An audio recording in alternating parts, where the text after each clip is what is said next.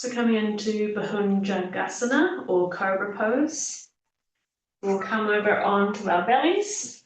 So lowering yourself down onto the mat. And we'll start by bringing the hands directly underneath the shoulders and making sure the forearms are flat down on the mat. Chest and the chin down. Try and get the legs relatively close together, but still relax at the same time. From here, what we'll do is as we inhale, slowly start to lift the head up and the chest. And just lifting up as high as you feel comfortable. So if you've got a little bit of backache here, then this height here is probably the most ideal for you. So we want to be engaging the back muscles, squeezing the bottom slightly to lift the body up. There shouldn't be too much weight through the arms at the minute. If the back is okay, you can continue lifting up. So pressing into the hands now. Squeeze those elbows in towards the ribs and lifting the body up. Still mainly using the back muscles here. Start to squeeze the bottom and the inner thighs and the legs a little bit more now as you rise up to protect that back, but stay nice and heavy through the hips. Roll those shoulder blades back and down, making sure you're staying open through the chest. Find a spot on the wall to focus on, even lifting the gaze up more towards the top of the wall, lifting the chin a little. Nice, slow, deep breaths as always, and just holding for as long as you can.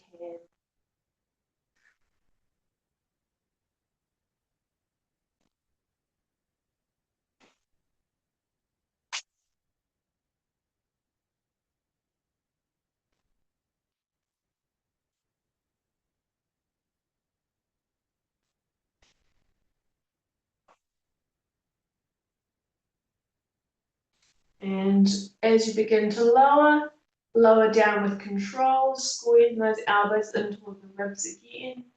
And with control, lowering down, imagine that you're articulating each vertebrae in the spine.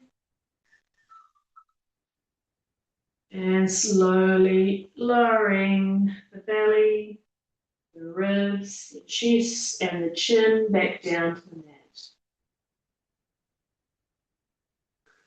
All right, if that was challenging, continue on with this position.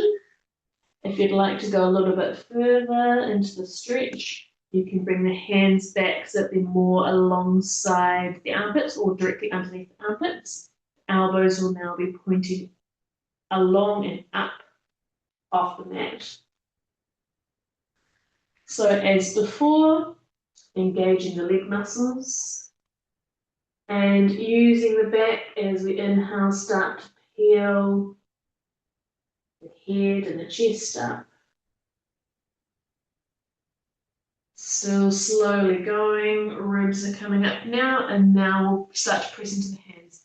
Keep squeezing those elbows into the ribs, lifting the chest, belly button, abdomen up off the mat, but still stay heavy through those hips. Squeeze the bottom, squeeze the legs, roll those shoulder blades back and down, lifting up through the chest. Lifting the gaze up to higher up on the wall.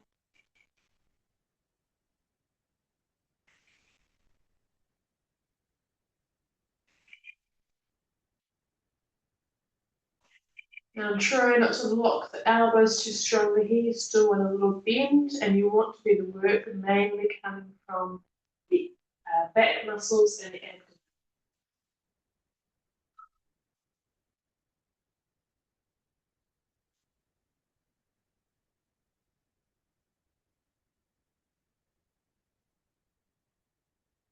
Hold in here for as long as you can.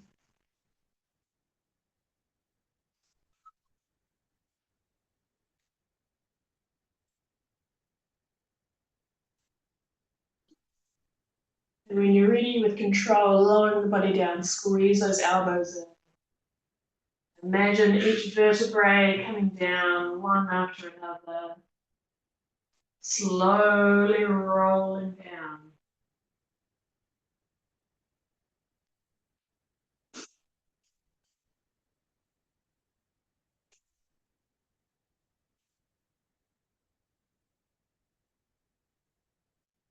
All right, so you can stick with that one again, or if you like, bringing the hands alongside the waistline or around those last ribs there. Again, elbows pointing up. With the shoulders in this position, the first thing you want to do is roll those shoulder blades back and down to the back and squeeze those shoulder blades towards each other. Inhale as you peel yourself up.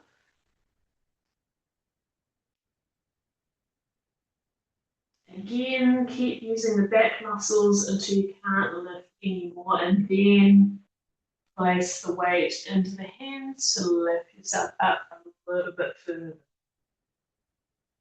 In this position, the hip bones will slightly lift up off the mat, but still continue to try and keep them as heavy as possible. Roll those shoulder blades back and down again.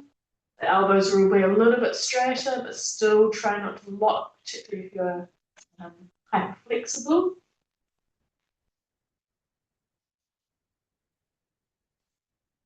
Squeeze the bottom. Lift the head, looking at quite a high spot on the wall. The drishti point wants to be up a little so that you're encouraged to lift the body and up.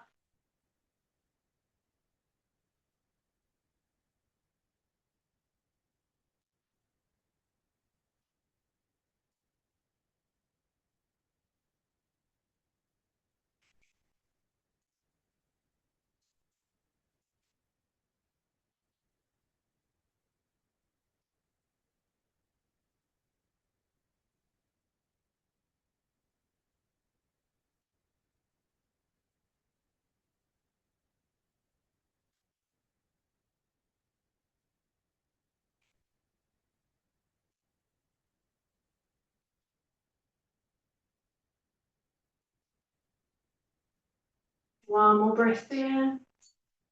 Again, with control, lowering the body down, squeezing those elbows in.